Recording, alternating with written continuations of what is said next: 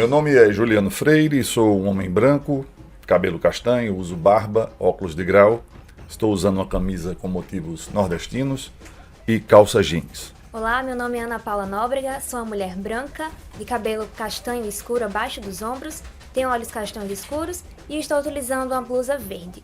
Olá, eu sou Dácio Galvão, estou usando uma camisa xadrez, sou um homem pardo, de matriz ibérica, afro-indígena,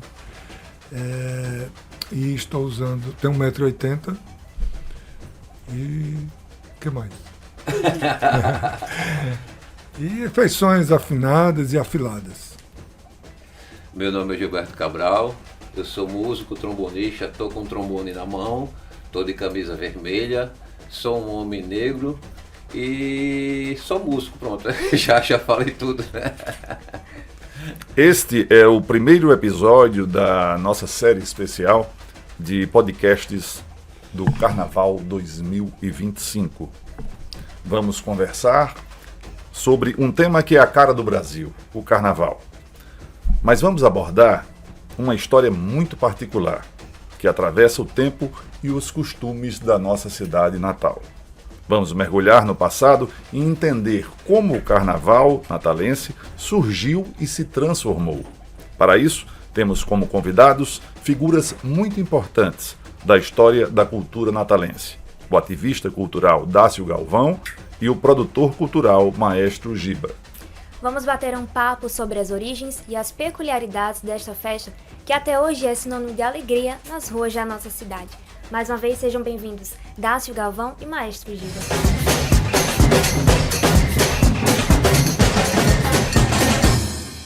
Então, para a gente iniciar o nosso bate-papo de hoje, eu gostaria de saber primeiro, Dácio, como é que originou a festa de carnaval aqui na nossa cidade? Como foi esse processo?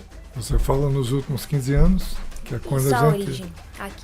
Não, na verdade, isso se inicia na gestão do então prefeito Carlos Eduardo, quando, no seu primeiro ano de gestão, o carnaval ainda estava dentro daquela singularidade, digamos assim, sem muito entusiasmo pelo poder público, em termos de investimento e etc. Mas aí nós sentimos, houve uma captação nítida, principalmente na Redinha, no bairro da Redinha, onde o carnaval, o povo exigia o retorno contundente dessa festa, como disse o Juliano, brasílica e a maior festa, o maior acontecimento cultural desse país. E aí resolvemos, enfim, emplacar um determinado, entre aspas, investimento. E aí como é que isso se processa? Tem uma origem aí, que duas figuras capitais nisso. Primeiro, a memória de Chico Miséria, que tinha relações muito fortes, por exemplo, com Gilberto Gil, Rita Lee, Alceu Valença e Moraes Moreira, principalmente esses. E, coincidentemente, sogro de Carlos Eduardo. Então nós fomos até o Rio de Janeiro, em resumo, e abrimos uma interlocução direta com Moraes Moreira e Alceu, cuja conversa gerava em torno de um compromisso com um projeto cultural a médio prazo para soerguer o Carnaval de Natal, porque ambos eram figuras emblemáticas do Carnaval brasileiro, Alceu e Moraes.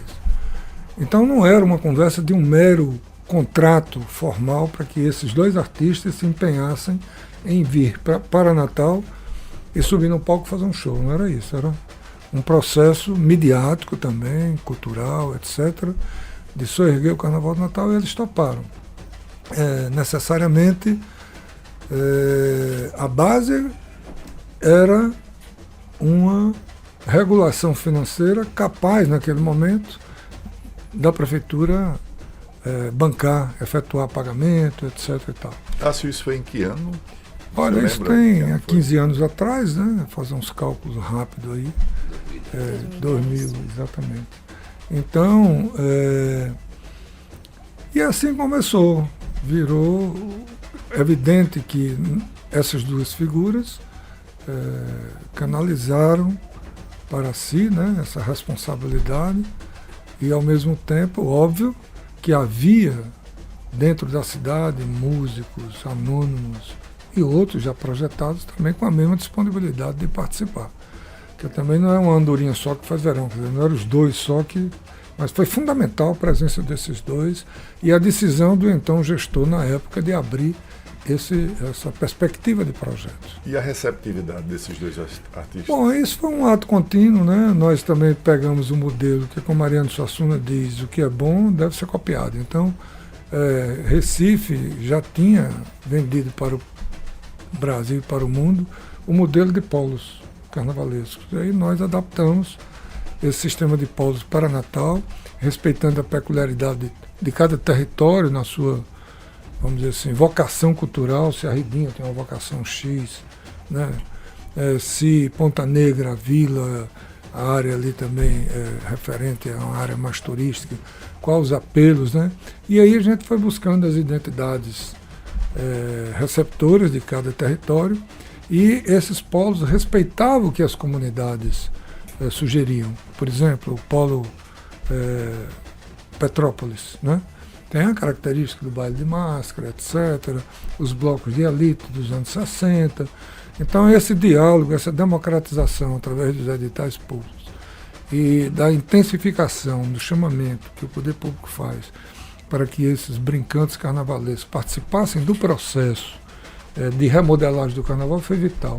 Então, eles tinham voz e vez nessa formatação. Não há, assim, um dono, né, desse modelo do carnaval. Há um coletivo de artistas, de produtores, de gestores que participaram e que formataram o carnaval, que é hoje o carnaval que é, ou seja, algo que não mais retroage, porque há uma demanda apropriada pela classe produtiva, né?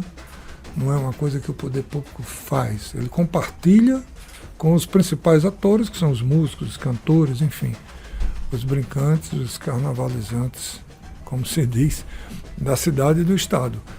Então, eu acho que, juntando tudo isso e mais a perspectiva de democratizar o carnaval numa linha dos editais públicos, que até então era algo, entre aspas, essa palavra, pornográfico, a gente chegou até a levar uma pecha de a gestão, a ditadura dos editais públicos, mas que é um instrumento extremamente democrático. O Ministério da Cultura, por exemplo, agora vem dando, né, exemplo disso, cabal.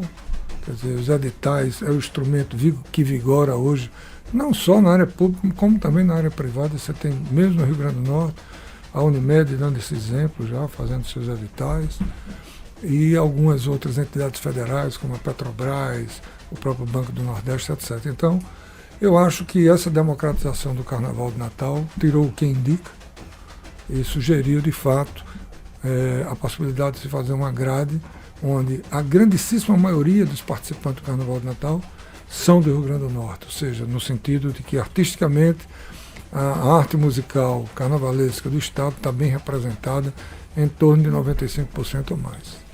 Essa nossa proposta aqui também envolve muito a história, né, do nosso carnaval, as tradições e tal. Vou fazer uma pergunta aqui ao Maestro Giba, se Dácio quiser também opinar na sequência, falar sobre o assunto, que é o Mela-Mela, né? Mela-Mela é uma tradição nossa, que já foi chamada de entrudo, né? Uma brincadeira com farinha, água e muita bagunça.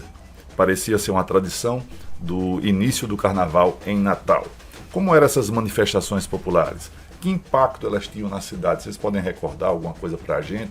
E eu acrescento, a gente teve uma época aqui de blocos muito fortes, né? Tem um famoso Jardim da Infância que mobilizou, tem gente que até hoje lembra e conta as histórias como se fosse hoje. O que é que vocês podem falar do Mela-Mela, dessas tradições do nascer, vamos dizer assim, do carnaval natalense? Apesar da pergunta ter sido dirigida a mim, mas ele pode também falar melhor, porque ele, apesar de eu me sentir totalmente potiguar, mas eu não nasci aqui, né? Eu estou aqui há 30 anos, 30 e poucos anos, e isso aí eu acho que antes de chegar aqui, Dácio pode falar melhor.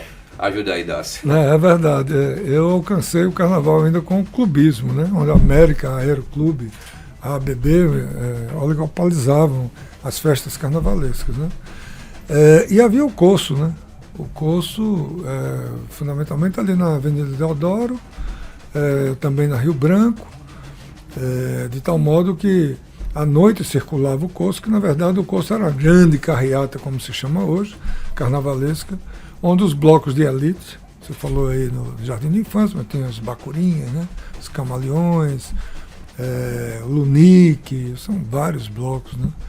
E aí que representavam basicamente o Carnaval de Natal, puxado a trator, com alegorias, e esses blocos também desfilavam no curso com os seus familiares de componentes daqueles blocos, né, seguindo ali atrás. E a composição social, Dácio, desses blocos? Era classe média? As classes isso menos é uma boa favorecidas observação. também participavam? Não, na verdade, você tinha blocos de apelo popular, mas, na verdade, não à toa, esses blocos são rotulados de blocos de elite.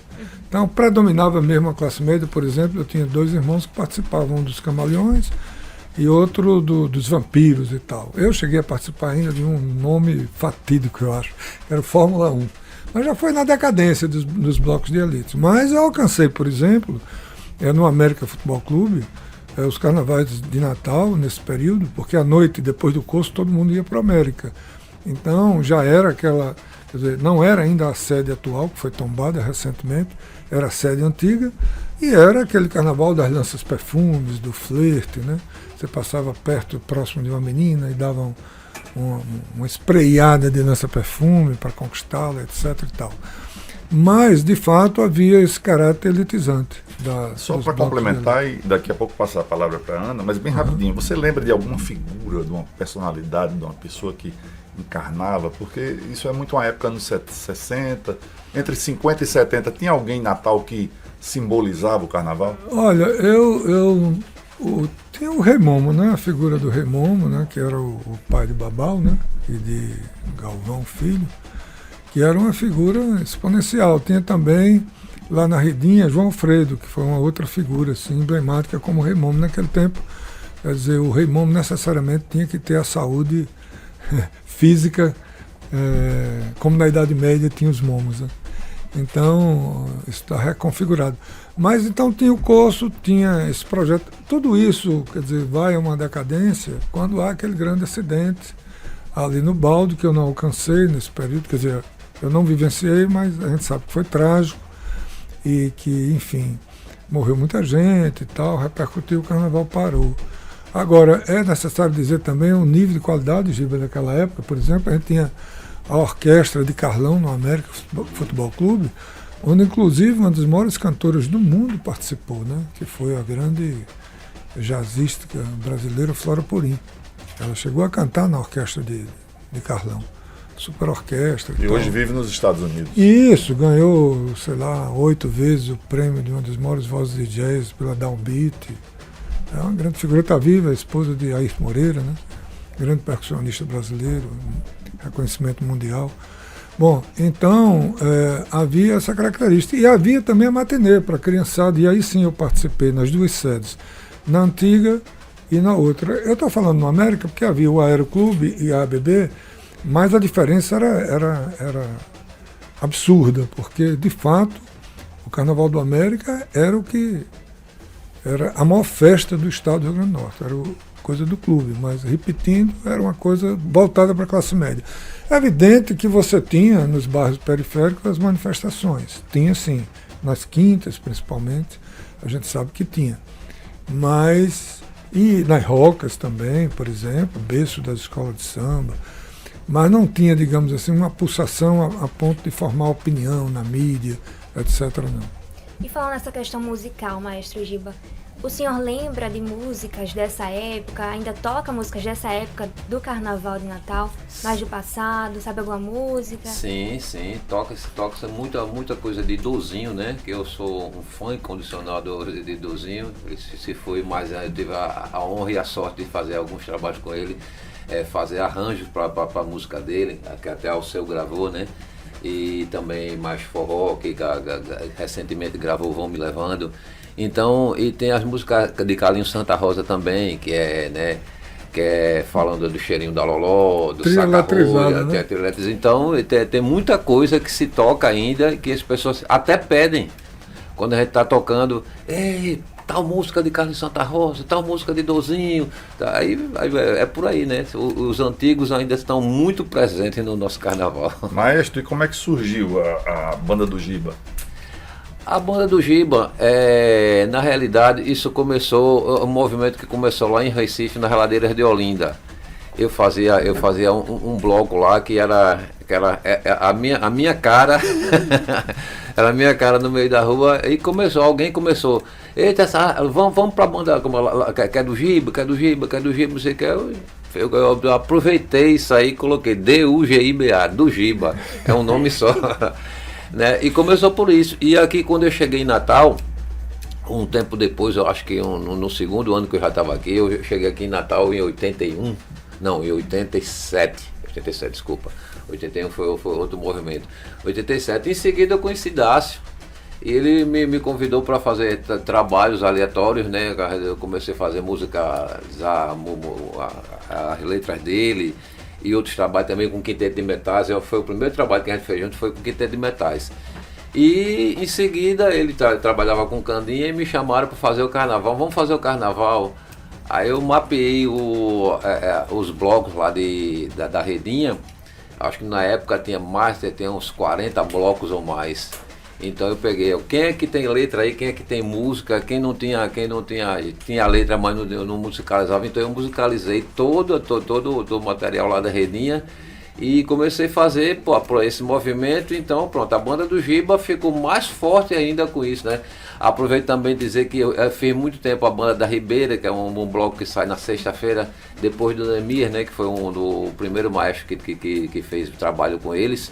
Ele me chamou e disse, mas vou levar a banda do Giba. Não, essa é a banda mesmo. Disse, a banda da Ribeira vai ser puxada pela banda do Giba. Eu começava a rir com isso, né?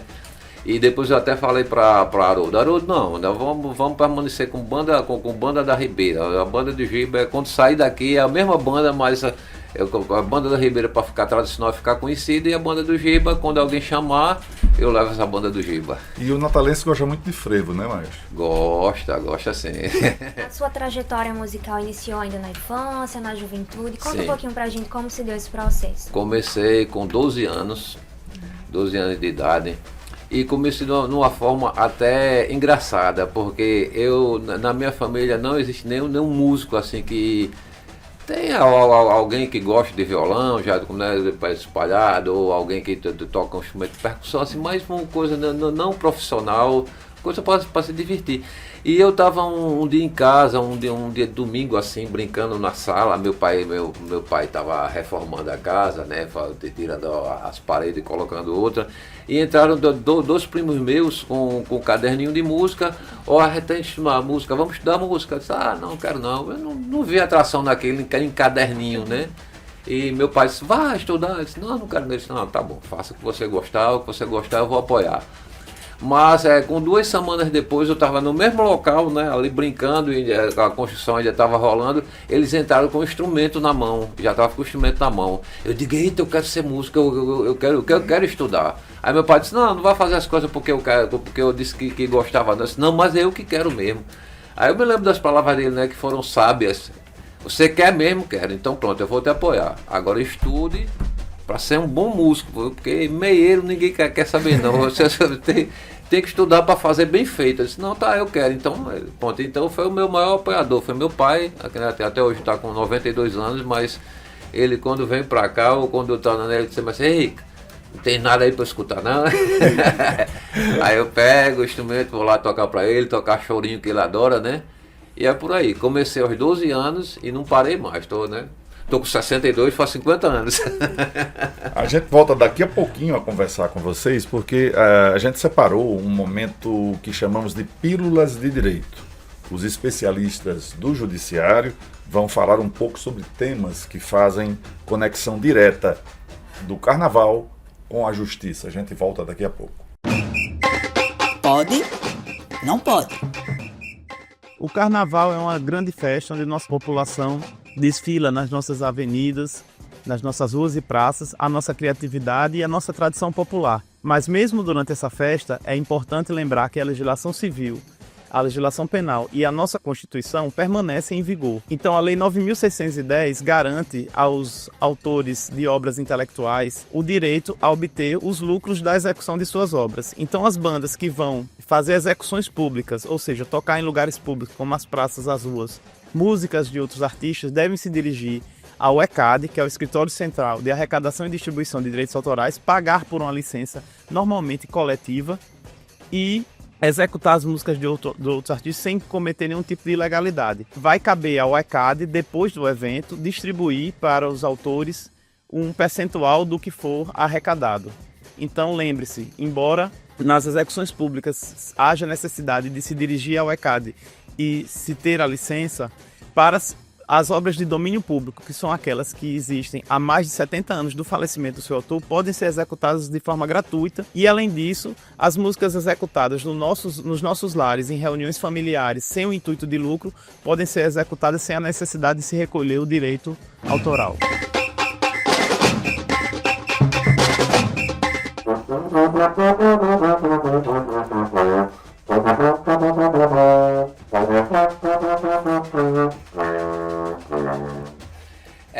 Uma pequena introduçãozinha de uma música muito conhecida de Dozinho que chama Doido Também Apanha.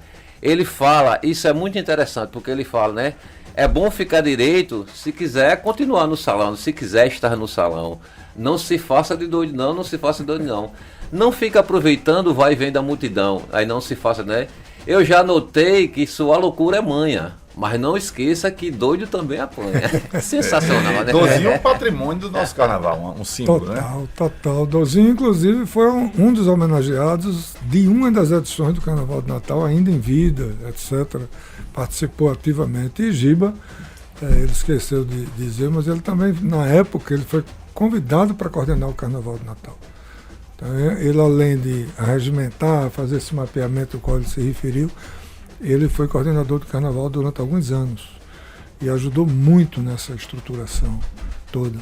Quanto às solicitações de tocar música, que ele falou das músicas trieletrizadas, é exatamente o disco que tem as canções, os hinos dos blocos de elite, que foi registrado por Carlinhos Santa Rosa, né? Isso. Mas é isso. Agora é importante também a gente salientar que o Carnaval, além dessa folia toda, ele toma uma configuração, como todos os carnavais, né, brasileiros, mas não só, o de Veneza também, né, uma importância dentro da economia criativa. Né? Então, por exemplo, o Carnaval do ano passado, ele circulou 140 milhões, 150 milhões. Né? Isso um mínimo do que foi mapeado pela FEComércio, pelo Departamento Estatístico. Então você junta uma capilaridade de identidade local com uma pulsação econômica. Nós tivemos uma dessas edições aí, por exemplo, 50, esse número fechado, voos extras de outros estados para Natal, gerando empregabilidade e renda, né? E esse saudável diálogo com vários artistas do país, né? em harmonização com os artistas locais, né? Que gera muito fruto. Por exemplo, Gilberto é um dos, eu estou dando o exemplo de Gilberto, que está aqui com a gente. O Giba é sempre convidado, por exemplo, para estar no Galo da Madrugada, para estar no Marco Zero de Recife, com o Spock, Frevo Orquestra, e assim vai. Mas não só ele, Cristal e outros tantos aí, né, Giba? Também recebe o convite dessa ordem, o que gera um intercâmbio muito salutar do ponto de vista criativo e artístico.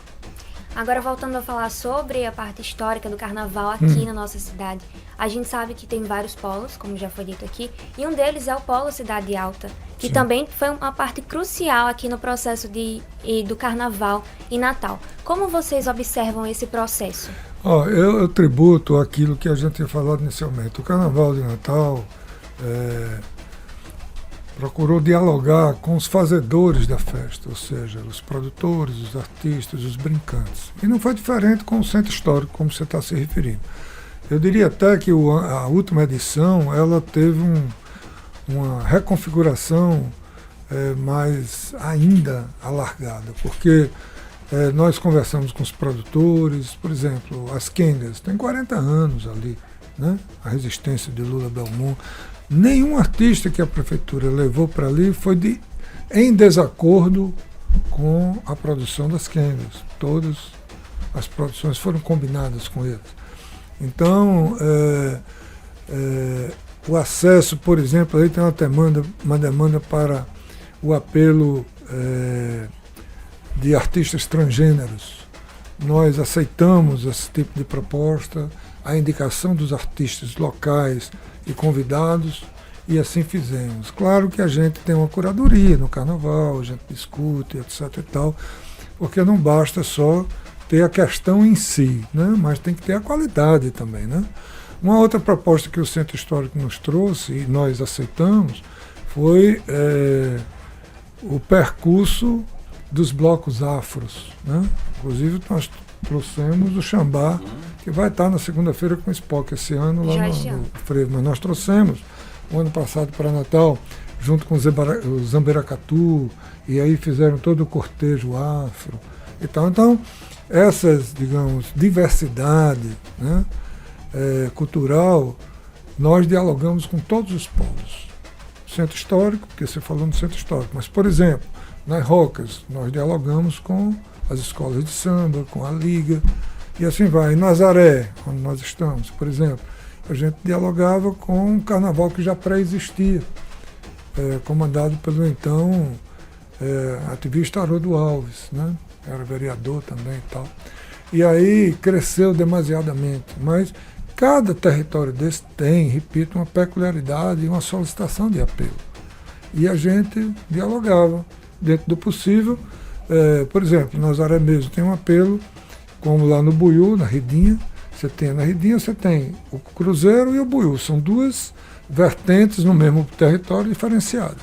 Um apelo para o piseiro, né, para a indústria, digamos assim,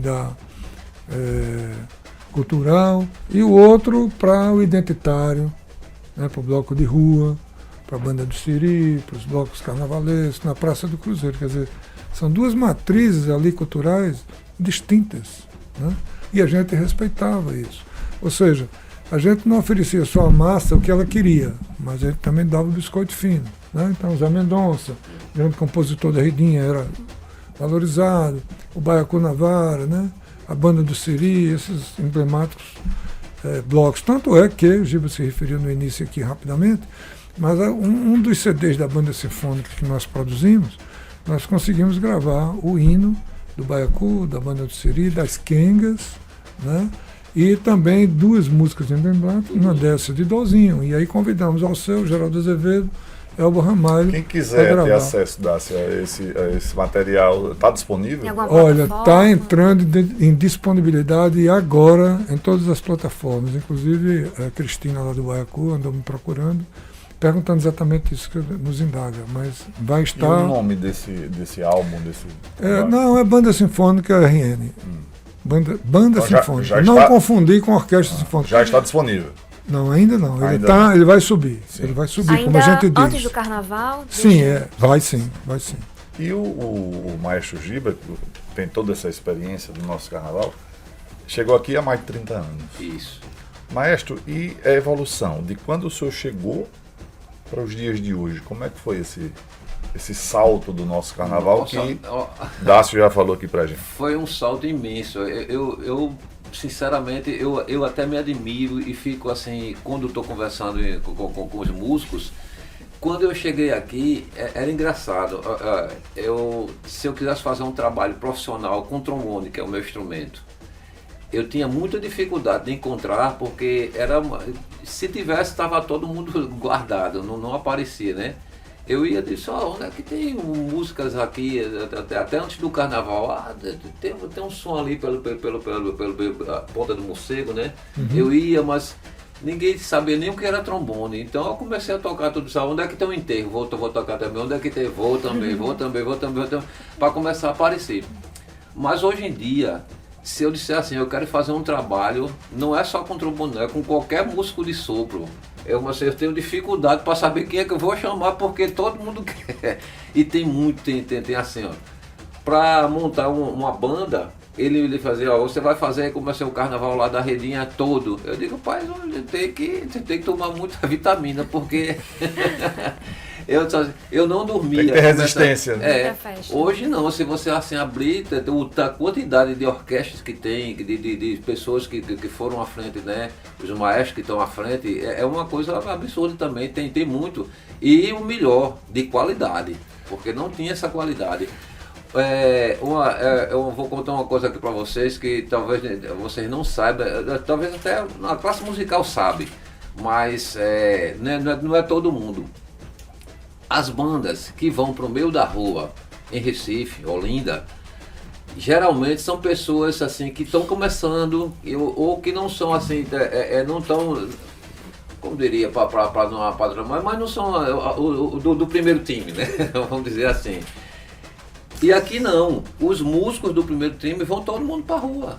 É por isso que a qualidade das bandas de rua aqui são muito melhores do que qualquer outra parte do país. A notícia é fantástica.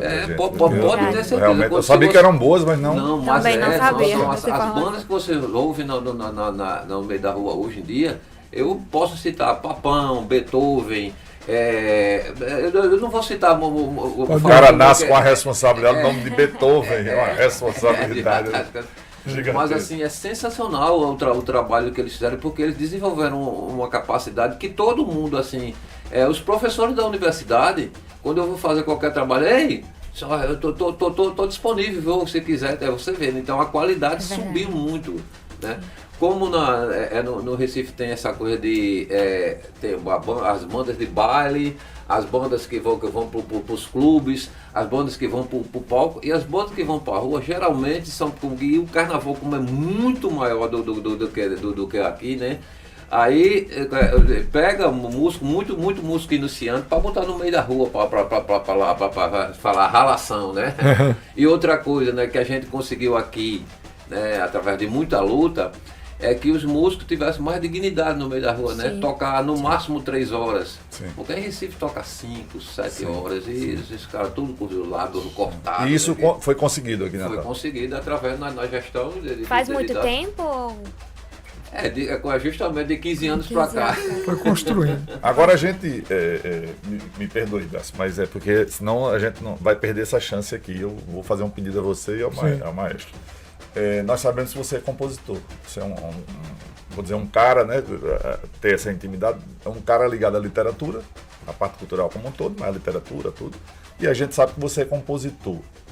Não vou lhe pedir para cantar, claro, mas eu queria que você recitasse alguma, ou lembrasse aqui alguma parte de alguma letra que você tenha feito, ou musical ou de carnaval, e na sequência o maestro nos brindar com mais um número musical. A gente está entrando na reta final do nosso podcast. Olha, é um desafio, assim, você me pegar de... A gente fez recentemente com As quebradas da vida. Uma homenagem ao Beco da Lama e tal. E aí, que se chama-se Periférica. É inédito? É inédito. Poxa, obrigado pela canção. Mas assim, a composição é pela moral. Do Cabral e ao seu Valência pôs a voz, né? Mas assim, eu musicalizei uma letra sua, não se exclua. Não, eu posso recitar aqui uma parte, enfim.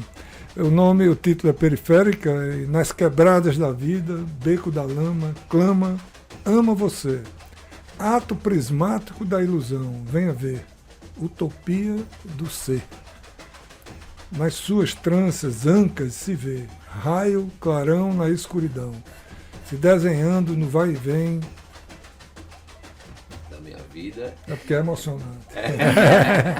Da minha vida, se liga, nas cornucópias das alegrias, nas rias, vias, ruas, atalhos, quero toda a fantasia aquecida no borralho. E aí, Giba? Aí virou, eu não sou cantor, né, mas a melodia fica mais ou menos assim. Nas quebradas da vida, beco da lama, clama, ama você, ato prismático da ilusão, venha ser, utopia do ser. É a segunda parte. Nas suas ancas, nas suas tranças, ancas se vê, raios carão na escuridão, se desenhando no vai e vem da minha vida. Se liga. Muito bom. Poxa, maravilha. Obrigado. Agora isso na voz de Alcé. Nas quebradas da vida. Tá um arraso geral. Tem como, se for possível, se eu puder, tem como dar um trechozinho da melodia? Olha, da melodia é complicado. Pra ver se a gente vai, já vai no clima. No clima do carnaval. Não é complicado tocar a melodia, porque além dele ter mexido, assim, cantou a vontade do jeito que ele quis cantar, ainda tem mais, porque eu me concentrei mais na parte de arranjo, né, do que cada instrumento vai fazer, o que vai fazer. Essa não está disponível ainda? Não está disponível. Entra para esse carnaval agora? Quem sabe é o compositor. A gente vai ouvir neste Neste carnaval. carnaval, deste ano. Rapaz, a gente está nesse processo, porque, na verdade, como o seu mexeu no tom, né? Aham. Então o Giba está rearranjando, porque estava Spock Frevo Orquestra, o primeiro arranjo. Ele está entrando o sexteto de Spock. A gente está nessa mediação. expectativa. Por favor, nos avise. É, Não, vai ser Mas nada. qualquer outra melodia que o senhor queira. A gente está perto aqui do nosso encerramento e queríamos brindar a audiência. Eu tenho que tocar o hino do carnaval brasileiro, né? Ok, vamos ok. ouvir. Vamos lá.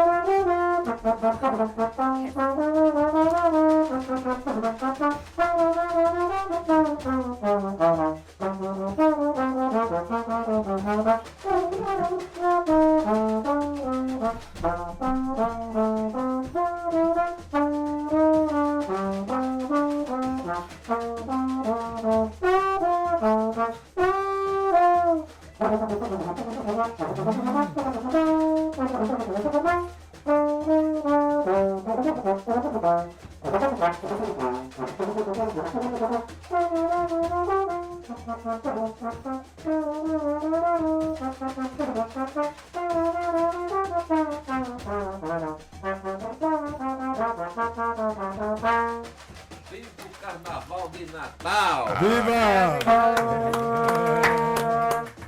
Maestro, Muito bom, obrigado por esse momento, né? Porque pra gente, eu acho que pra quem tá assistindo, corre nas veias da gente. Não tem como a gente escutar essa música e não ficar alegre, Mexe, ficar com vontade de mexe, mexer o porque corpinho aqui. Brasil. Você falou uma coisa muito engraçada, que aconteceu isso lá em casa, estava uma reunião com os amigos e tem um cantor italiano chamado Phil Baleana. Eu fiz uma turnê com ele pelo mundo e ele disse, não dá para entender o que acontece quando toca essa música. Ele nem sabe o nome, porque ele faz que sai todo mundo correndo. Aí nesse filme assim, é difícil dizer para você fica parado no carnaval, se vocês levantar e for, você sabe o que é. Aí ele, tá, eu vou fazer isso. Aí quando escuta ele, aí ele saiu correndo com todo mundo e começou. Ele filma assim, ela fez, agora você tá entendendo o que é. o que é essa música. Eu queria, a gente está um tempo na reta final mesmo, mas eu queria perguntar rapidamente, se puder dar uma palavrinha, é uma pergunta, daria um programa inteiro e vai dar um programa, porque a gente vai ter vários temas aqui, mas há um caminho para as escolas de samba daqui, para elas terem mais visibilidade, mais qualidade, mais espaço na nossa cultura? Tem dois caminhos. É continuar a luta da mobilização das escolas, junto à iniciativa privada e à pública, né, para que se faça de fato uma passarela do samba. Acho que esse é um caminho inevitável para a consolidação das escolas. Potencial tem. Depois tem várias situações. Tem um outro detalhe que eu acho complicado, é exatamente o processo de formação da qualidade dos músicos das escolas. Né? Isso você já tem pessoas interessantes lá dentro, claro. Não precisa ter um processo de formação mais acentuado, né, nas baterias e tudo mais. Mas a Escola de Música da Universidade está aí à disposição para isso. E eu vejo também o seguinte, na atual fase econômica do Brasil, do mundo, tudo que a gente atravessa, ou você tem, de fato, compartimentações dentro das agremiações, ou seja, pessoas com um viés executivo, né, para poder trabalhar com as leis de incentivo, trabalhar com os editais públicos, encaminhar projetos, enfim, se submeter a toda ordem burocrática, administrativa, financeira, de prestação de contas, etc. e tal, ou então isso não alavanca, porque eu não diria que há uma desorganização nesse sentido, mas há ainda uma incipiência muito profunda ainda dentro das estruturas das agremiações, e isso também é um fator impeditivo. Então não dá para ter aquele discurso somente, eu considero respeitável, mas considero ingênuo, né? De que a gente faz o leilão, a gente faz a feijoada, a gente luta, a gente dá alma. É verdade, mas é preciso canalizar isso para um outro patamar, né, de profissionalismo, porque senão não vai. Isso aí eu não preciso ensinar Pai Nosso a Vigário. Todo brasileiro sabe o que virou a indústria da passarela do samba no Rio de Janeiro. Profissionalismo, né? Para o mundo. Então, se não houver isso guardado das absolutas proporções para Natal, não vai avançar. Eu fiz essa pergunta e agradeço aí a sua síntese, porque há uns 30 anos, 1993, eu era um jovem apresentador de programa de rádio e defendia a criação de uma rua do samba. Pudesse ser um local que, com shows, com apresentações de pessoas de fora e daqui das escolas, pudesse reverter um volume de recursos para que o carnaval das escolas fosse potencializado. Dácio e maestro Giba, muito obrigado por compartilhar sua pesquisa, seu conhecimento, sua vivência do carnaval conosco. Agradeço, fico muito feliz pelo convite. É fascinante entender como o carnaval de Natal evoluiu ao longo dos anos, de todos esses anos, mantendo sua essência e ao mesmo tempo se renovando e adaptando-se à realidade atual. E para a gente poder finalizar o nosso bate-papo, a gente queria saber de cada um de vocês qual a lembrança mais marcante do carnaval aqui em Natal. Se vocês pudessem compartilhar com a gente. Olha, eu estou pensando assim para responder porque é o seguinte. Eu tenho uma amiga jornalista, Margot Ferreira, que um dia ela disse: "Porra, Dácio, olha para o palco e você está bicudo, sisudo e com a testa franzida." Ou seja, a gente que fica na gerência, na gestão de uma festa dessa magnitude, para vocês terem uma ideia, não é brincadeira o que eu vou dizer. Foi aferida agora, na última edição do Carnaval de Natal, uma circulação de 480 mil pessoas. Obviamente, como eu falei, é um trabalho de um coletivo, mas eu estava na coordenação geral ali e tal. Então, operariamente, a lembrança que eu tenho do Carnaval, assim, de alegria estampada nos outros, porque eu estava concentradamente trabalhando o tempo todo, não me divirto, não danço, não curto, no sentido assim, mais corriqueiro do termo, ou não curtia, né? Então, a lembrança que eu tenho e que me dá muito, assim, muito prazer em lembrar e relembrar é entender que quando a gente começou, Giba, naquele tempo, e a gente está dividindo isso com o Spock outro dia, o artista local sequer tinha a dignidade, né, proposta pelo poder público de ter um camarim para ele. Então, eu acho que a gente saiu assim de uma pré-história carnavalesca no sentido da produção, dos palcos, da monumentalidade de palco, de estrutura sonora, de bons equipamentos de sons e tal, para uma realidade, como o Giba falou, que hoje supera, inclusive, como ele próprio atestou aqui, ele é um profundo conhecedor do carnaval pernambucano, que até mesmo o nível dos músicos, né, ele supera, na grande maioria, os músicos de carnaval de rua de Recife. Isso é que ele atesta. Sem medo de errar. Então, essa lembrança ou essa realidade é a que fica em mim enquanto gestor, porque eu não era brincante de carnaval enquanto eu estava na gestão.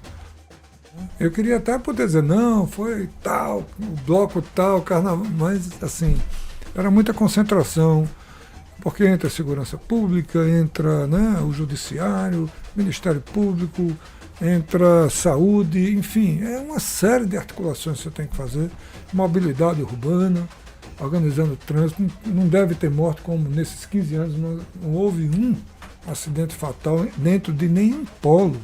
É impressionante isso, né? E é fruto, claro, da organização. Foi fruto da organização, sem dúvida nenhuma.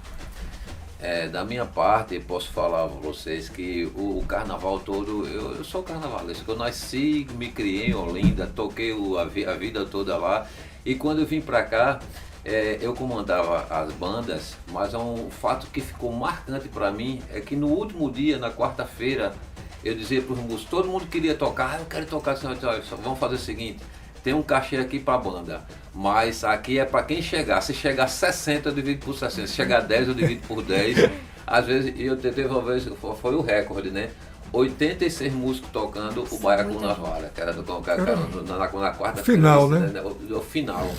E aquilo ali, a multidão que ficou era uma coisa impressionante. E quando terminava, ficava só os músicos, ia todo mundo pro Nana Banana e comecei, ficava lá, quando ela botava grades de cerveja lá, a gente ficava, terminava de 2 horas, a gente ficava até 6, 7. Orquestra de mulher, né? Tem a Orquestra das Mulheres, né, que veio lá de Cruzeta, era uma orquestra com 20 mulheres, só mulher, produtor, tudo era só mulher.